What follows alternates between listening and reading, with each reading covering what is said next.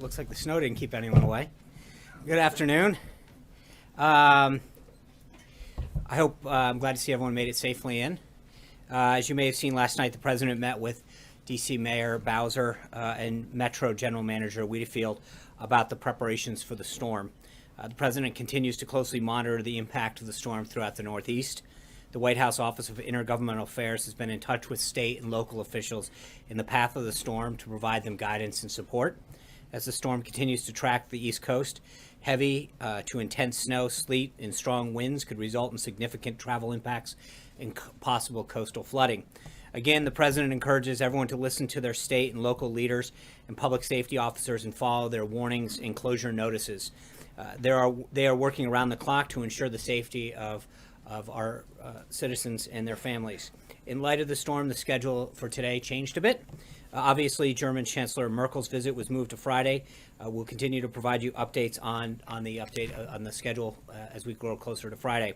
Today, the president had lunch with the Deputy Crown Prince and Minister of Defense of the Kingdom of Saudi Arabia. This afternoon, the president will swear in Seema Verma as the Administrator of Centers for Medicare and Medicaid Services. The president looks forward to having the spectacularly qualified and experienced Administrator Verma finally on board, especially as we continue to lay the groundwork for a historic reform of our healthcare system. Later this afternoon, the president and Secretary of Health and Human Services, Dr. Tom Price, will have a call with the CEO of Anthem Healthcare, Mr. Joseph Swedish. He will then have a phone call with Speaker Ryan and Majority Leader McCarthy to further discuss the Republican plan to repeal and replace Obamacare with the American Health Care Act and a series of much needed regulatory reforms to accompany that. The president was glad to see the National Federation of Independent Businesses announce their support for the American Health Care Act. NFIB has previously identified health care along with small business taxes as their two biggest priorities, and the president's health care agenda will address many of their concerns for small businesses. Yesterday, of course, the Congressional Budget Office released their report on the American Health Care Act. I know that there have been significant concerns about the CBO report, and I want to give a little bit of context to the numbers that have been going around. In 2013, the CBO estimated that 24 million people would have coverage under Obamacare in 2016. They were way off. They were off by 13 million people, over 50%. In fact, only 10.4 million people are actually covered. Reports now suggest that number has dwindled down to 9 million. CBO coverage estimates are consistently wrong and, more importantly, did not take into consideration the comprehensive nature of the three-pronged plan to repeal and replace Obamacare with the American Health Care Act. We're working to bring real relief and better choices to the American family. The two other prongs of our plan contain several additional reforms that will further drive down costs and increase coverage. When you get down to it, the Congressional Budget Office is there to measure the potential impact of programs on the federal budget. Its attempts to estimate coverage have been historically faulty. But in the portion of its analysis that focuses on what the office is really about, the CBO concedes that the American Health Care Act would actually reduce the deficit by over $330 billion and bring health insurance premiums down 10%, even before many of the significant reforms in prongs 2 and 3 have taken effect. And as I've mentioned before, some of these include expanding healthcare savings accounts, streamlining the process at FDA so that innovative and lower cost medicines can get to patients faster, allowing health insurance to be sold across state lines, which increases competition and decreases costs, permitting small businesses to band together to negotiate healthcare rates for all of their employees, and reforming the medical malpractice system so that doctors aren't spending their time and patients' money on unnecessary procedures. Beyond the numbers, let's talk about some real-life examples of the cost of Obamacare for some actual Americans who the president heard from during his listening session yesterday. Kim Sertich, a small business owner in Arizona, had her health care costs skyrocket from $389.79 a month to $809.15. Carrie Cooey from Colorado, a mother of 6 whose youngest son is autistic, saw her family's yearly insurance go from $1,700 to $52,000 for a lower quality plan. And Joel Brown, a farmer from Tennessee, saw his catastrophic coverage costs spike in the wake of Obamacare from $119 a month to more than $500 per month. These are the stories that really matter to millions of Americans who are suffering under Obamacare. And these are the stories that are at the top of the president's mind as he works towards reforming our healthcare system. The president is committed to working together with Speaker Ryan, Majority Leader McCarthy, and Majority Leader McConnell to create a system that's affordable and accessible to all Americans. Let me walk through the rest of the schedule for the week. Tomorrow, the president's headed to Michigan to meet with auto executives and workers, and we'll discuss how his plans for rolling back federal red tape will lead to more American jobs and higher wages, specifically in the automobile sector. It's a great opportunity for the president to showcase moves he's already made towards his ambitious Buy America, Hire America agenda, like encouraging investment in workforce training and development so that Americans are ready for the jobs of the future, and removing the roadblocks that prevent American businesses from staying and expanding here in the United States. The president hopes to build on the great optimism that he has built within the business community in anticipation of the renewed opportunities the president's economic agenda has already created. He and his team are hard at work to produce the results that the American people deserve and voted for last year. He will also travel to Nashville, Tennessee, where he will lay a wreath at President Andrew Jackson's tomb on his 250th birthday. Thursday, the Taoiseach of Ireland, Kenny, will come to the White House for the traditional St. Patrick's Day visit, including a reception in honor of the Taoiseach and Mrs. Kenny. And as I mentioned, German Chancellor Merkel's visit will resume on Friday, and we'll have an update on that schedule. With that, we're glad to take a few questions. Sean, President Trump has said that under his plans there will be insurance for everybody. How do you square that with the CBO numbers, and is that a promise he can really keep? Well, I think there's two issues that are important to note on that, Catherine. Number one, more and more Americans have no choices, so they don't have insurance. I've mentioned this before. Having a card and having coverage that when you walk into a doctor's office has a deductible of $15,000, $20,000 a year isn't coverage. That's a card. That doesn't get you the care you need. It doesn't allow you to get the procedure or the referral that you need from a doctor that's telling you what you need to have happen. That's vastly different than what we hope to exist, which is giving people who don't have it. And let's kind of, I think it's important to add some context to this. If you think about the individual market that exists right now, the individual insurance market, you've got roughly 30 million people that exist right now. 9 million people now are on the exchange. That number's gone down. 6.5 have applied for a hardship.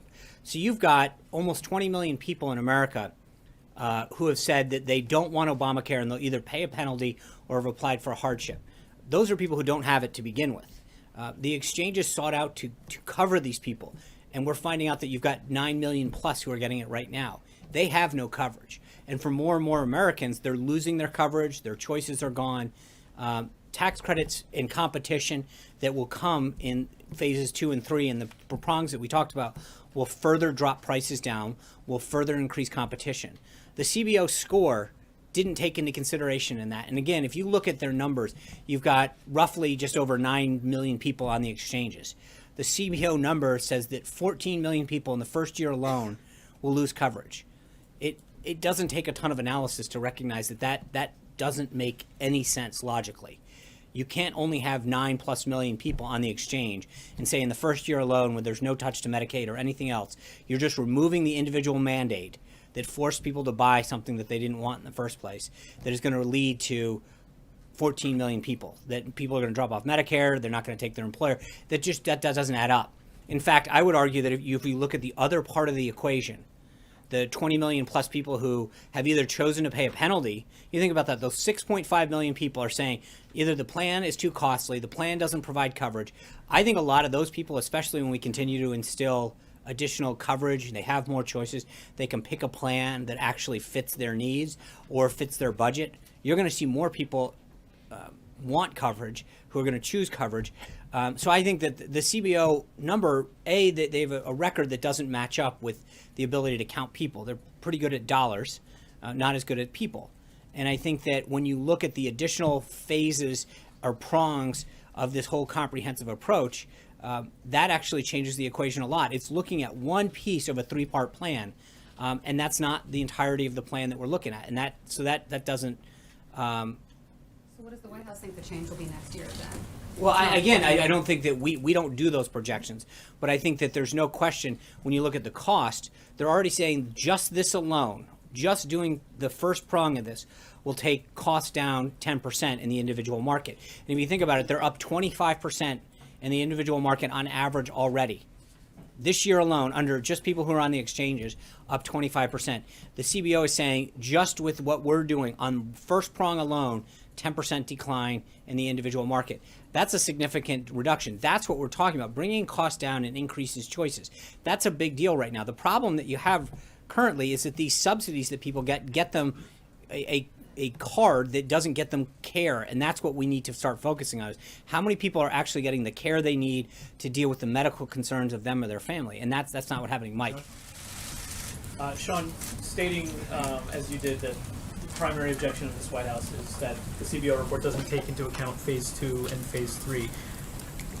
Are there specifics, either in terms of the specific regulatory reforms that the White House is considering and the specific terms of the legislation that you would offer that are out there for people to study as part of this? Because as you surely know, Tom Cotton, among others, are skeptical of whether these phases can actually...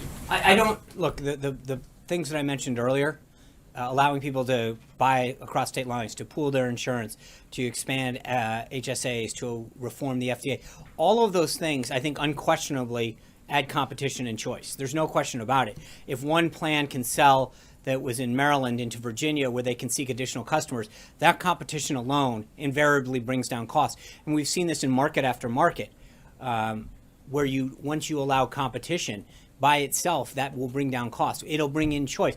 Right now, these insurance companies who have been mandated by the government to create certain packages that people don't need. You've got young people that are being told to buy packages that have, end of life care that they don't necessarily need. You've got people who are in their older phases of life being, having to buy stuff for maternity that may not be a service that they need at their stage of life. But the problem is that the government got involved in healthcare and started dictating what needed to happen instead of allowing the choice and allow people to buy a plan that actually was tailored to the needs that they want.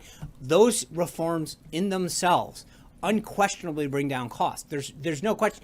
But I think one of the issues that has to go back to overriding this issue, and the president has stated this on numerous occasions, if we do nothing, if we just allow this to continue, it will collapse on its own. The cost of it is unsustainable.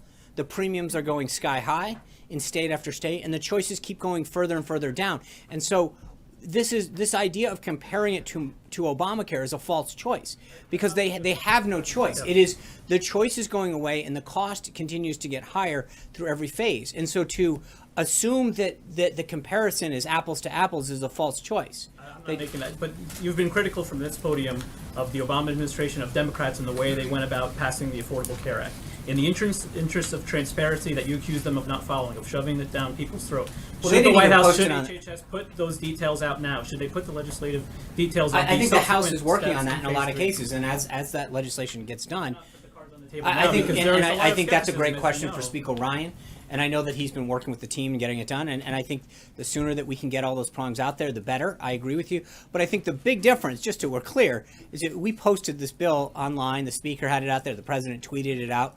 Anyone in the country and anyone in the world could read it. That's a vastly different approach than after it's being done, told after we pass it, you can read it, which is what Speaker Pelosi said. Encourage Republicans to put details. I think sure, the more we can get out there in those phases, absolutely. And I know the Speaker is working with his members to do that, but I think that's an appropriate question for the Speaker to answer, not for me. I know that we are trying to work with them. I know that there's a lot of members that are working with Speaker Ryan and Leader McCarthy, and frankly, on the other chamber as well.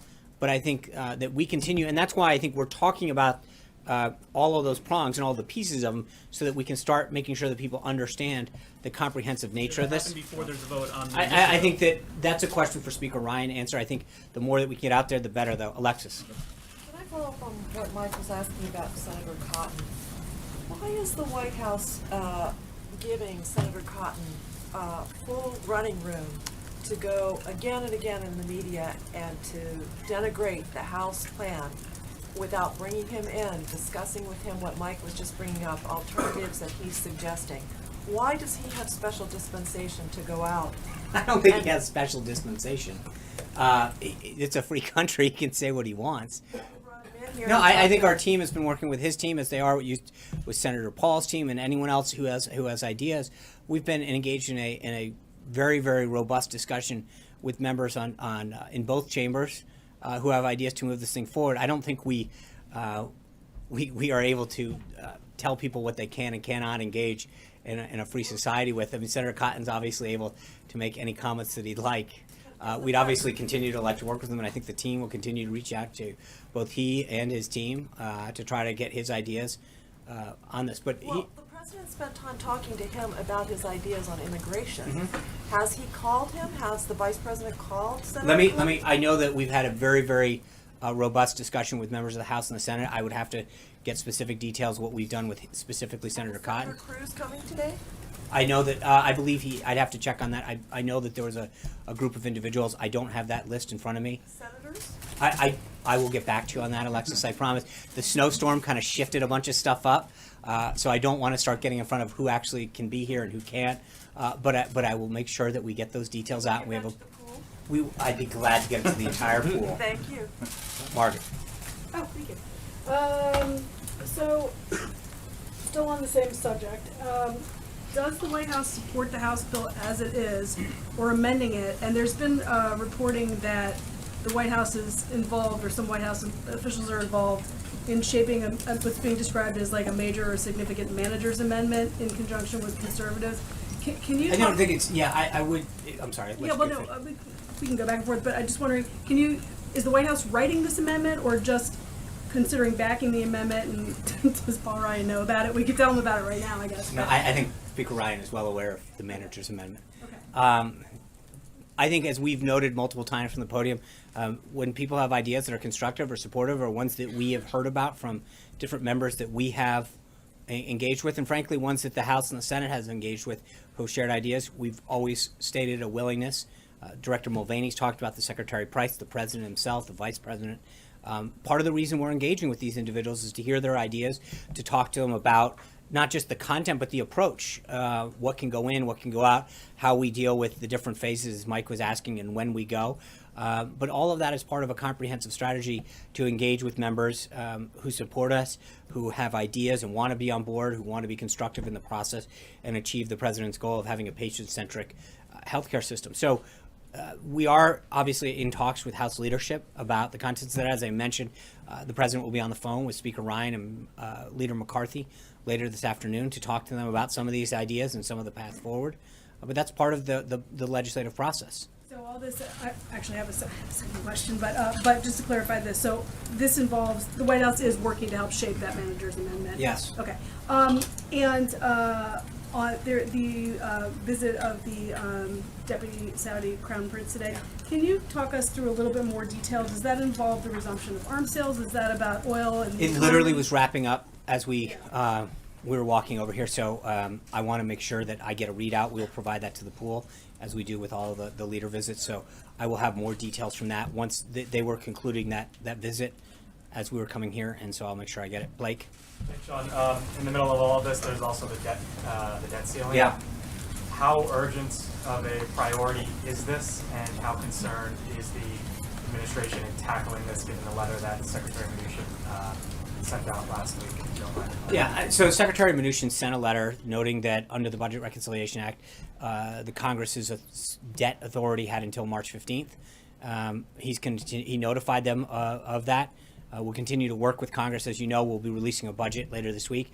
That's part and parcel of our approach to fiscal responsibility, to making sure that we talk about the path forward, how we address both the ending of fiscal year 17, it goes until September 30th of this year, and then the budget, which would be fiscal year 18. But how we address our budget deficits, our debt, and our spending going forward is something that is a holistic conversation that the Secretary and Dr. Mulvaney and others, and the President, the Vice President, are engaging with Congress on. But so this isn't our job under the law was to notify them of the authority that they passed and when it expired, and I think the Secretary will work with Congress on a path forward as far as our debt situation. Secondly, let me get your reaction to Jonathan Gruber, one of the architects of Obamacare. He called essentially the plan that you put forward, if it's implemented, a quote scam. Your reaction to that would be what? I think, I think that the plan that he helped create hasn't done so well for Americans seeking health insurance. Again, don't have to go over the numbers, but just think about what he sought out to do. I mean, there was a pool of people that needed health care. They got about 9 million of them. You've got 14.4 plus or minus million of people who claimed a hardship exemption. So they have no insurance, that are not receiving Medicaid, that don't qualify for any other assistance, who can't afford Obamacare.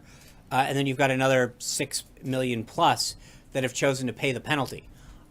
So I would argue that just on what he sought to achieve in the plan that he helped craft, didn't achieve too many great results. Of the people that did get it, their premiums have gone sky high, their choices have gone down, and single-handedly had a tremendous effect through the rest of the healthcare system. So people who weren't even affected by Obamacare initially have now paid higher premiums and get less choices. So even for the 175 million people who get employer-based health care, they felt the impact of what he sought out to do through higher prices, fewer choices. So respectfully, I think that he should just hang out more time at MIT and focus and allow good ideas to continue to come forward so that we can focus on achieving the president's goal of doing what he sought out in the first place. Zeke. Thanks, Sean. The president several times recently has said that he would like his healthcare plan to have healthcare for everybody. Right. The CBO score yesterday seems to indicate that that's not the case.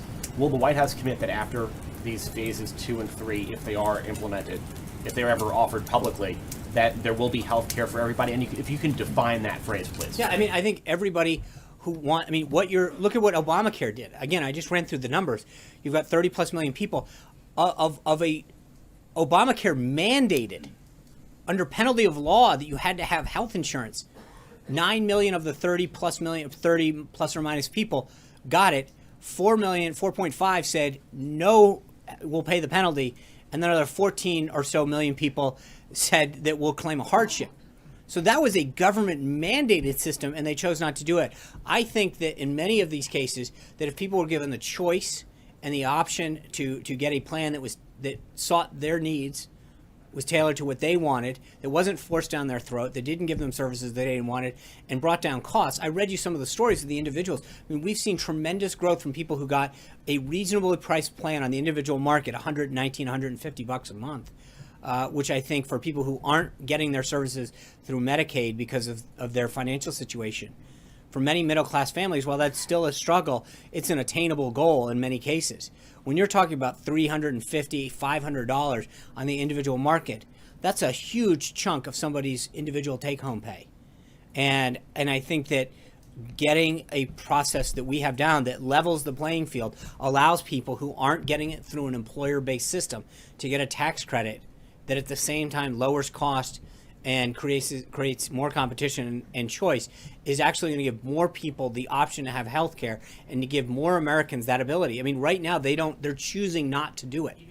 More people. That's still not everybody. So No, that but seems to be a shift from what everybody the president said. has a choice to get it, and that's what I think we want to do, is give everyone who wants to get health care the financial ability to get it. Is what the president is trying to achieve through this, and I think this is the system that will get them there. Right now, they're being forced to get it by a government-run system, and in huge margins choosing not to. I think that's the system. And by the way, they're getting a system that's failing and that is collapsing on its own and is only going in the wrong direction with higher prices, higher premiums, higher deductibles, and lower choice. I mean, that's what you've got now. If you're an American citizen on the Obamacare exchange, you're paying more, you have a higher deductible, and your choice is going down. And so that is an unsustainable, unacceptable outcome for Americans who need care. Dave. Thanks, Sean. On immigration, a group that tracks the number of sanctuary cities in the U.S. came out with a report today saying there's now nearly 500 sanctuary cities across the country, and that number has grown by about 36 just this year. Does that concern the White House, and doesn't it suggest that your warnings about withholding federal funds is not getting through to people? I think the last poll I saw on this issue on sanctuary cities, was somewhere in the 80% that American people don't support sanctuary cities. They don't want their tax dollars used to finance people who are in this country illegally. I think if you're a mayor or a councilman or a state representative or a governor in a state, you need to answer to the people that elected you, whether or not you're going to support this. From a federal perspective, I think the president's been very clear that we're not going to use federal taxpayer dollars to support cities that support services to people who are here in this country illegally. But I think at the end of the day, this is a question for mayors and council members at the local level who have to answer the people that elected them with clearly a position that is not in keeping with what most Americans believe. Amen. Thanks, Sean. You mentioned the call with the CEO of Anthem Health. Can you tell me what this proposal the president means for health insurance companies? Will their profits go up or down under the president's proposal? Well, I don't think that's been the focus of the president's proposal. It's not about them. It's about patients. It's about, but I think what it means for them is that they finally get to create more choice and more plans and allow people to choose a plan that fits them. Right now, they don't have that choice. And frankly, in more and more markets, companies like Anthem, United Health, Cigna are pulling out, Aetna, because they don't have the choice and because of the government mandate. I think what we want to do is allow competition and choice to exist so that they can offer more options for the American people. But will those companies make more money under the president's plan or less? And I don't know the answer to that. That's not been the focus of what we're doing now. And at the end of the day, right now, they're pulling out of market after market, leaving the American people with fewer and fewer choices. So right now, it's not a question of they from the last I checked, I think many of them are doing pretty well, but it's the American people and its patients that are losing under the current system.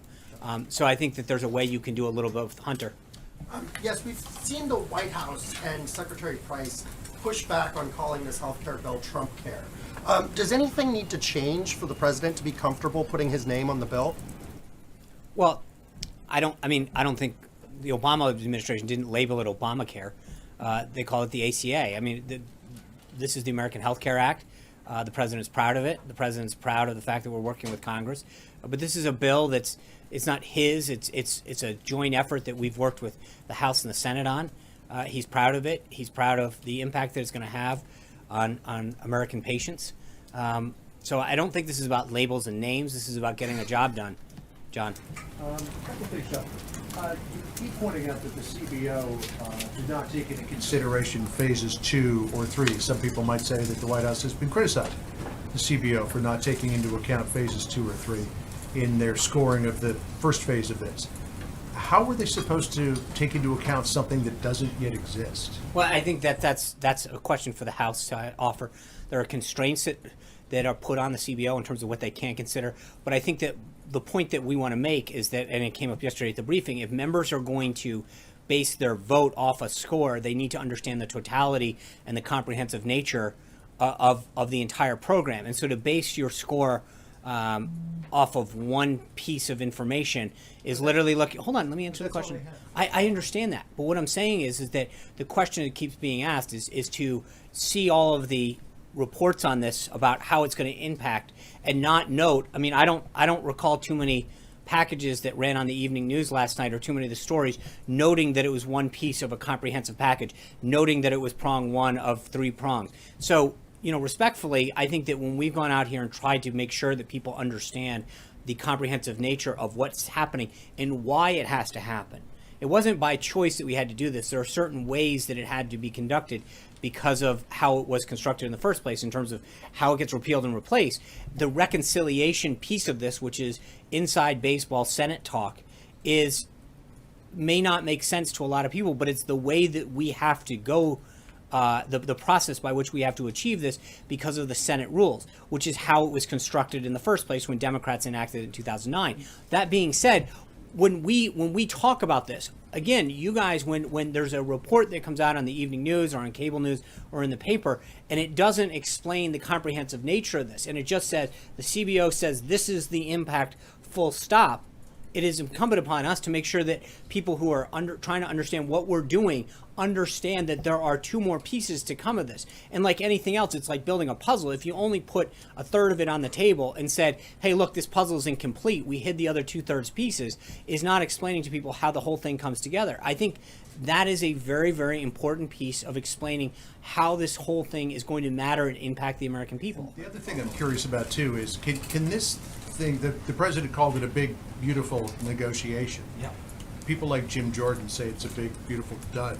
Is there a way to hammer this thing into shape where you can I satisfy hope so. conservatives, or do you have to as has been suggested by a number of people, rip it up and start all over again, because Jim Jordan, even just this morning, was saying that the fundamental aspects of what was promised the American people by House members when they ran for election back in the fall, and by the president when he ran for election, is not in this bill. Right. Well, respectfully, I would suggest that it's gone through 2 House committees that consisted of over 50 Republican members when you look at both committees with unanimous support. So I get that we Not a can't. Freedom Caucus member on either one of those. Oh, okay. I don't know that that's actually true. Well, that's what they said. I understand that, but I'm going to use Major Garrett to fact check you. Well, that's just what they're saying. They're saying they didn't get a chance to Or put forward Pinocchio's amendments. John or- Roberts. I did not say that. Now, but my point is, I think that we've got tremendous support. The president, as I've stated, wants to work with them. There will be a manager's amendment, and I hope that ultimately I'd love to have every member support this on both sides of the aisle. I think the president's principles and goals are going to benefit every American, and obviously the more support we get, the better. And as we continue to meet with members and talk to them and get their ideas, I think we're going to have a phenomenal outcome of this bill. There's a lot of ways that we continue to gather input and ideas, and the more that we can get that will achieve that goal, great. And so I hope that he continues to provide us with constructive ideas, and we look forward to getting as many men as possible. Major. Sean, let's continue that conversation because the manager's Now it's amendment. John's chance to fact check. The manager's amendment Yeah. is a tacit admission that the bill as written can't pass. You wouldn't No, put that's together a not entirely manager's true. amendment if you had the votes, correct? Well, no, I think it's an admission of what we stated at the beginning of this entire process, which is the president was going to engage with members to hear their ideas. He welcomed them. Director Mulvaney stated it multiple times, and Secretary Price, the vice president. We're not. This has never been a take it or leave it, and I've said it from this podium. The president's talked about it, as you mentioned just a second ago. This is an opportunity to hear from individuals and groups and insurance and Will the victims of manager's Obamacare amendment and doctors. to Hold win on. more look. Freedom Caucus support It's not a by question of just- dealing it's with not Medicaid about- or the tax credits or some other alterations. It's not about one caucus or one member. I think this is about bringing people together, and if we have great ideas that will achieve a better outcome for the American people, then we're going to listen to them and we're going to incorporate them. I don't think that this is. We have been very clear from the get-go. If you can come with a good idea that will strengthen this bill, that will benefit American patients, we'll do it. And so the manager amendment Bill is. about getting votes, right? You can't have a strong bill that can't No, pass. you can right? jam absolutely, but you can jam through a bill and get it out, get 218, and send it over to the Senate. But I think that we want to get the strongest bill through the House with as many ideas and opinions and facts that will help strengthen this as possible. So I'd rather, instead of getting a bill through with 218, 219, work on a process, as the Speaker and the Majority Leader have done, that brings in additional ideas, and if we can get the bill higher and higher, we will. So To Tom Cotton's point, because you talked about it just a second ago, prongs 2 and 3. yeah. He went out of his way to describe that process 2 and 3, because at least the third part of that's going to require 60 votes, because Yeah. it's outside of reconciliation, by definition, as mythical, imaginary, and just spin. And he's telling House Republicans, don't buy into this third or second prong argument, because they, practical legislative matter, don't exist. Because Well, you need 60 votes to get them, and so if you walk the plank, his words, not mine, on this first initiative, you're not going to get second and third phase of this process, because it can't get through the Senate. So there's a couple things. First, this is the only vehicle that seeks to achieve what people on our side of the aisle have been talking about since 2010. This is it. If we don't get this through, the goal of repealing Obamacare and instituting a system that will be patient-centered is going to be unbelievably difficult. This is the vehicle to do that. And so we welcome Senator Cotton's ideas.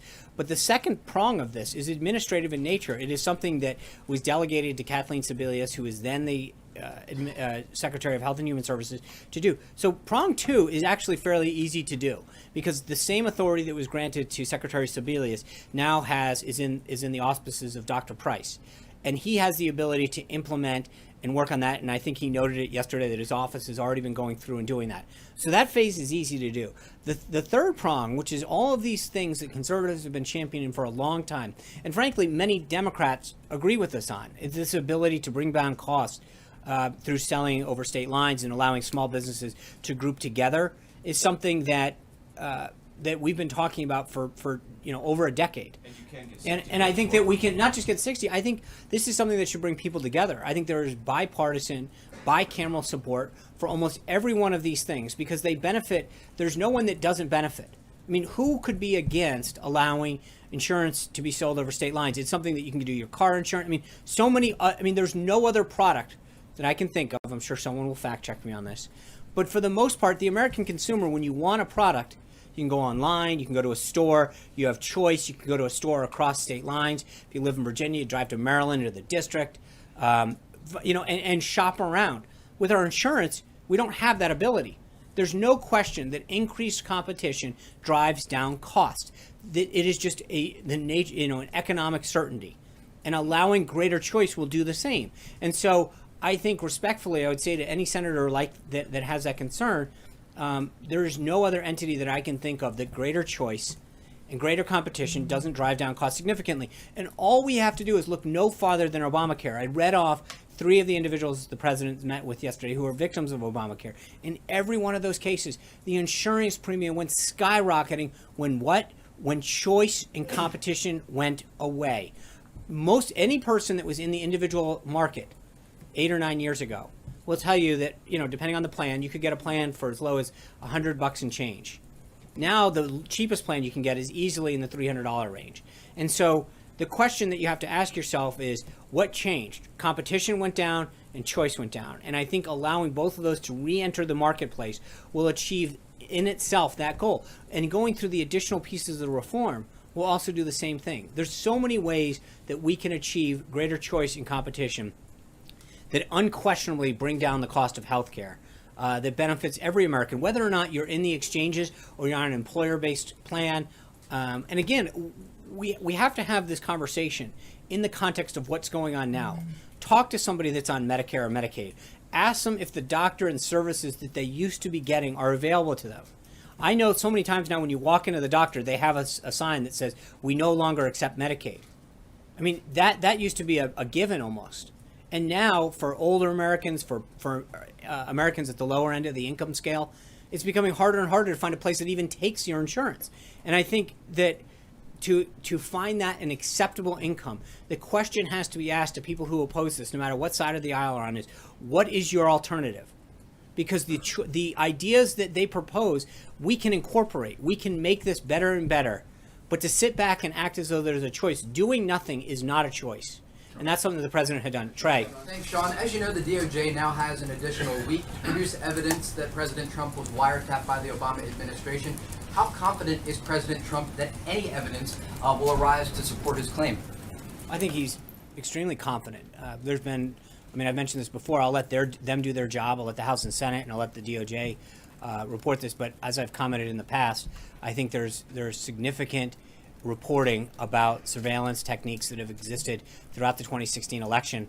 I'll leave it to them to issue their report, but I think he feels very confident that what will ultimately come of this will vindicate him.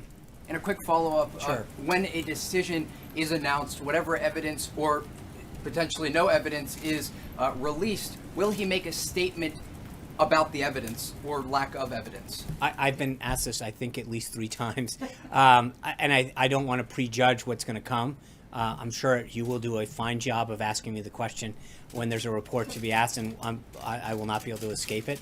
But I don't want to get ahead of what the president may or may not do. Jim? Evidence will be presented? I don't want to get ahead of, as I mentioned, I'm not going to... Because the House Intelligence Committee has given the administration until Monday. I understand. No, it's given the DOJ. Right. And the Department of Justice, again, we covered this yesterday.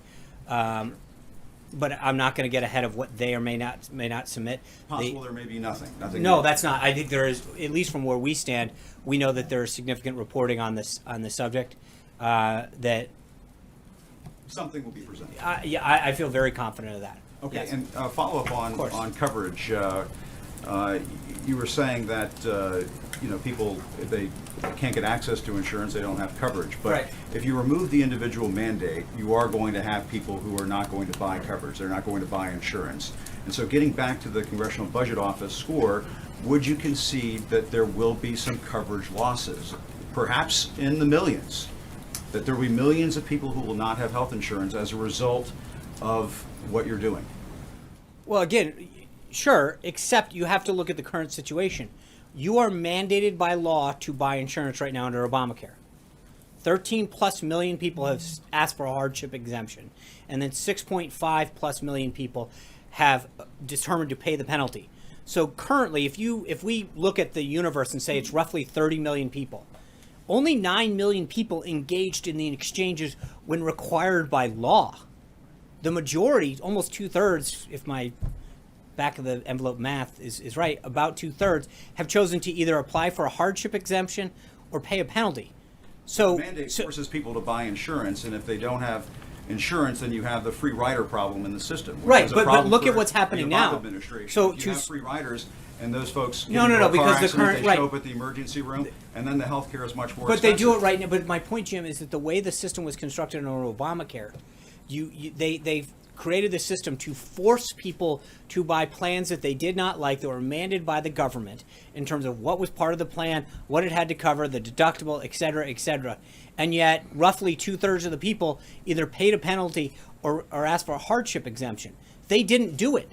And so the idea is actually, if you could bring down cost and choices and allow people to find a plan that fit their budget, that was tailored to their needs, there's actually a higher likelihood that they will find something that they want at a price that they can afford, as to right now, which is I get a plan that I'm forced to buy that has a deductible that I can't afford, but I've got a cute little plastic card that I can wave around. This will get you coverage. No, If- that's not if true. you show up at the emergency room, if you've been hit And- by a bus, sure. you're not going to be just paying out of pocket to the hospital. But until under you any die. scenario, you're going you to have used to- some you- sort of catastrophic coverage that Right. will make It's- sure you have insurance. Thank that you. is the point. Yeah. That's a great advertisement for welcome. thank you. But- That's exactly what the president's trying to do, because right now you've got of the attempt to get 30 million people covered, 14.5 million people applied for a hardship exam. They're exactly the people that you're talking about. Another 6.5 million people have paid the penalty and don't have it. So we have roughly 20 million people in this country who were supposed to be required to buy health care, that have chosen not to do it, who fall in exactly to the category that you're talking about. The question, But that's and, that no, number is massive by the year 2026. right, and so the More point that than I'm 20 hold million on, Americans. but if they actually had choices and had a plan option that was down at a budget they could afford, there is a higher likelihood that they would buy a plan that was A, tailored to them, and B, actually that they could afford. So to your question about catastrophic, right now that's in most cases not even an option. In a third of all the counties in the United States, they only have one choice. In 5 states, they have one choice. Can you imagine if they could actually buy I a understand plan? that talking point, but at It's least not a there is talking point. coverage in those states. No, You no, have it an means option of coverage. right, and in If a you lot of pull this away, then you're going to have people in a lot of states who aren't going to have access to No, any no, that's coverage not- totally because false. they can't afford it with Hold these on. tax credits you're providing. No, I mean, there's is an argument to the other No, there's side not. of it. No, actually, The subsidies are more You've got generous in many 175 million Americans that get their insurance through their employer. And frankly, right now, they're the ones who keep paying higher and higher premiums because a system that was only supposed to help people get access and require them get a government mandated, government run health care has actually gone amok. And so right now, government-run healthcare, Medicare is government-run. right, and what's we don't have happening? Senior exa- citizens and more screaming that they yes, they do. want you to get rid of their I Medicare. think you need to maybe get outside and talk to some of them, because more and more Medicaid recipients, in fact, more and more Medicare recipients, aren't actually able to get coverage. Again, it's one thing to have a card. It's another thing to walk into a doctor's office and them to tell you, we no longer accept Medicaid anymore. That's not care. But the president's okay with. No, he's there not. are going to be millions of people who aren't going to have coverage. The president's goal is to provide health care coverage to every American. And right now, they're not getting that. And by giving them more choices at a lower cost, more Americans can either buy health care for their family or themselves, or in a lot of cases for their business, without paying the penalty, which is what a lot of them are doing, or forcing people into exchanges that have fewer and fewer choices. The system now is not working. The costs are going up, the choices are going down, and deductibles are going up. That is not an option. And for every American, and I mentioned this earlier, that to make this look like a choice, there isn't really a choice. The system that we have now is failing. The choice is whether we give them an opportunity to have real care, and in a way that is tailored to them in their budget. Jeff.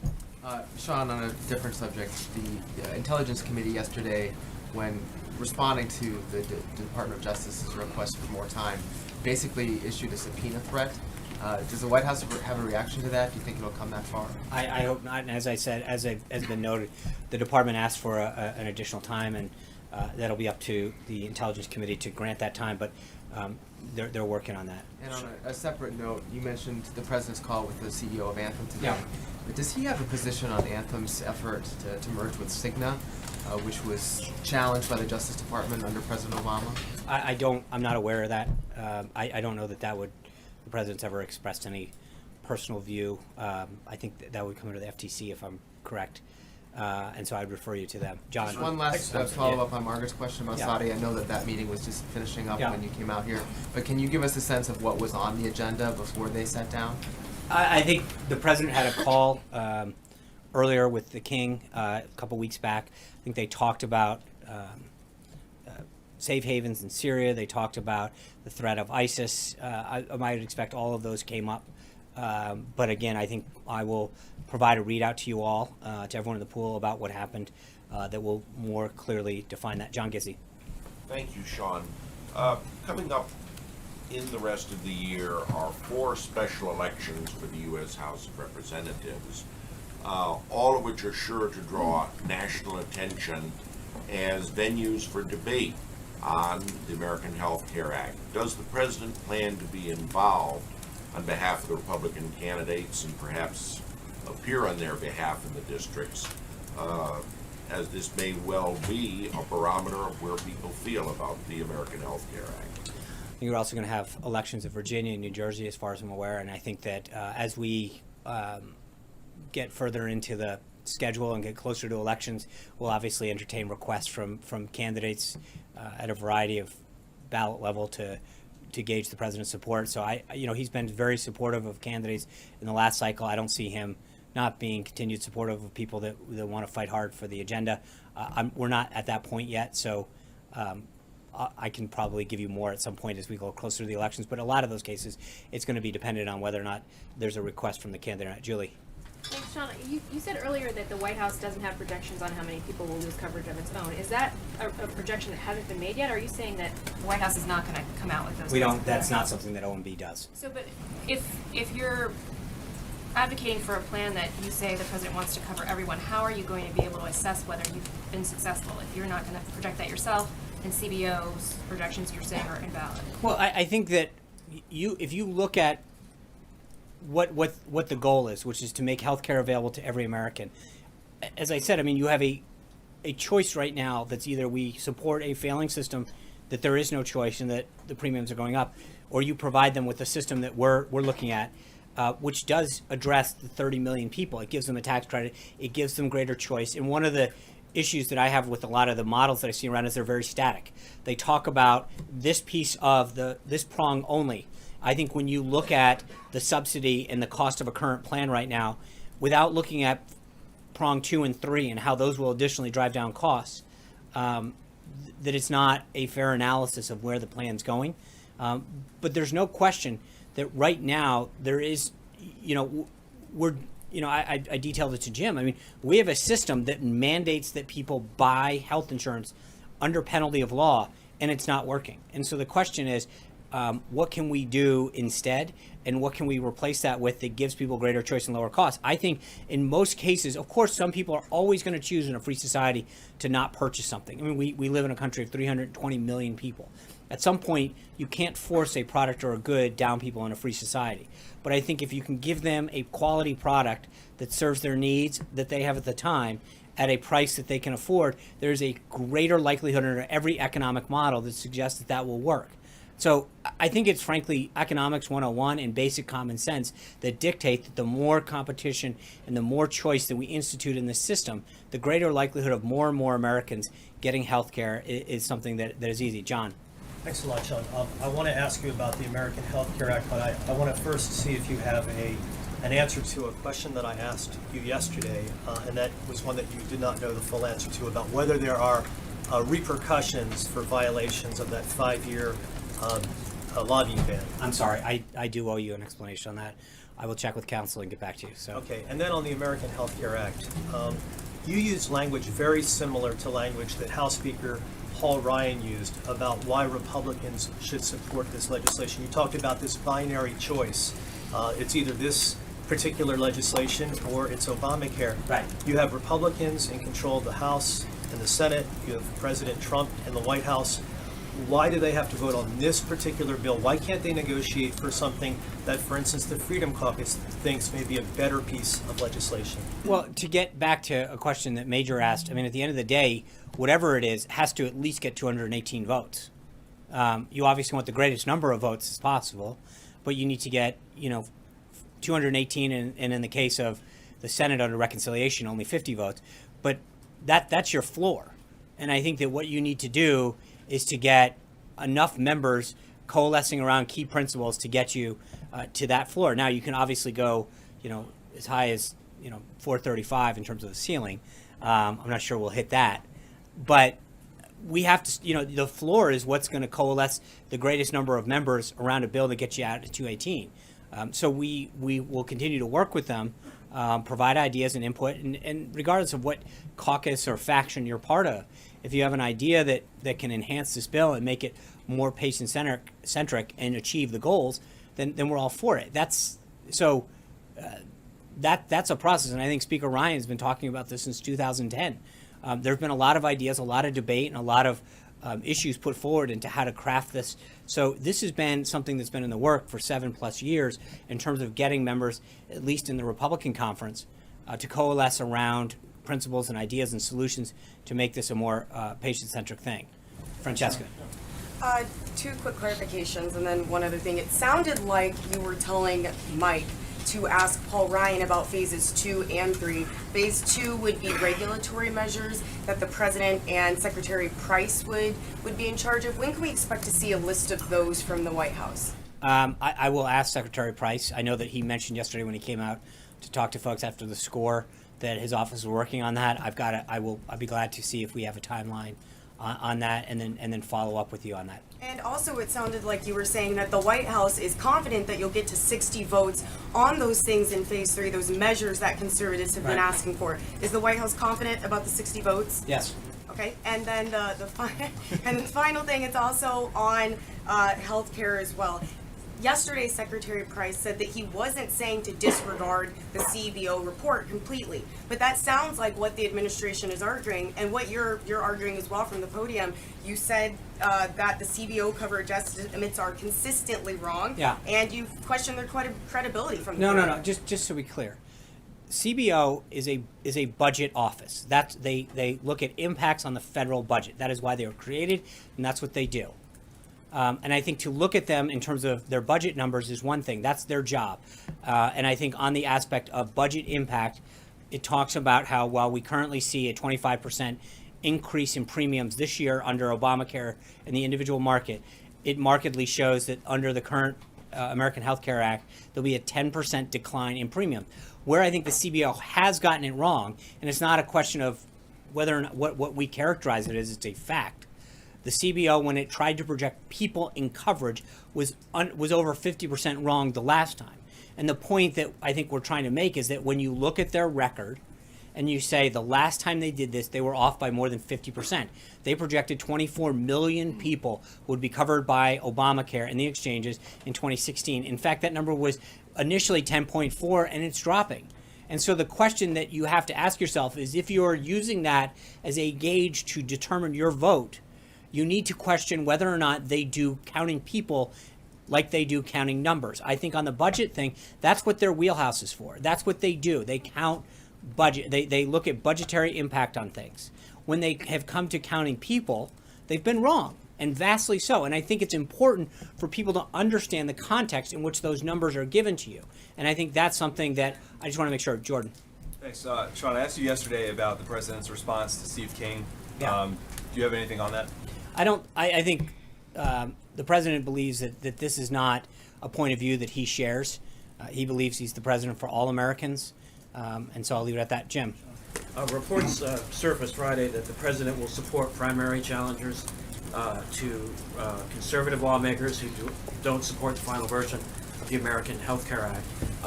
Can you confirm that report? And if it's true, can you offer us insight into what the president is looking for in congressional candidates in 2018? I'm not going to, I don't have anything for you on that. Veronica. Sean. Yeah. It's Ronica. Ronica. I'm sorry. No, I have I'm to sorry. fix it now to get it done. Okay, 2 questions. The first one, does the president believe that he was surveilled through microwaves and televisions? I'm not going to, I will just say the president has tweeted about this. He's pretty clear that he believes that there was surveillance that was conducted during the 2016 election. And we're going to wait for the conclusion of that. I think there's pretty sound evidence that has been, that the microwave is not a sound way of surveilling someone. And I think that has been cleaned up. It was made in jest. So I think we can put that to rest. Okay, second question. Newt Gingrich said that the COB should be abolished. You're saying CBO. some pretty harsh words against aspects of the COB. Would the president agree with that? CBO. No, I got it wrong with you. You got, so now we're even. But that's Speaker Gingrich. Obviously, that's I'll let him comment on the House.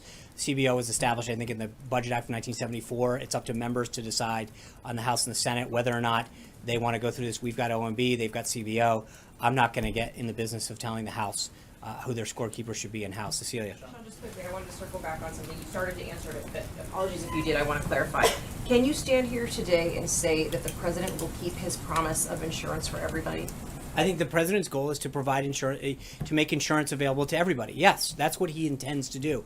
I think that is the goal of this, is to make sure that every American has the choice and affordability and a plan that they can afford, and that they have the choice to buy. And that's not what they have now.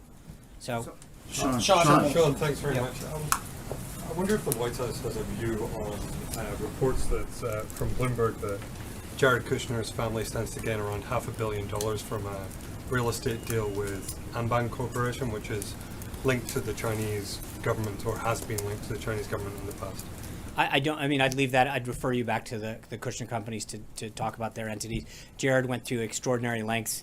As you all know, we provide a lot of documentation on this to make sure that he, although he's not taking a salary here, that he complied as if he was an employee, and went through extraordinary lengths to make sure that he deconflicted himself and can work through the Office of Government Ethics. So that's. Is Jared currently working on preparations for Xi Jinping's visit to Mar-a-Lago?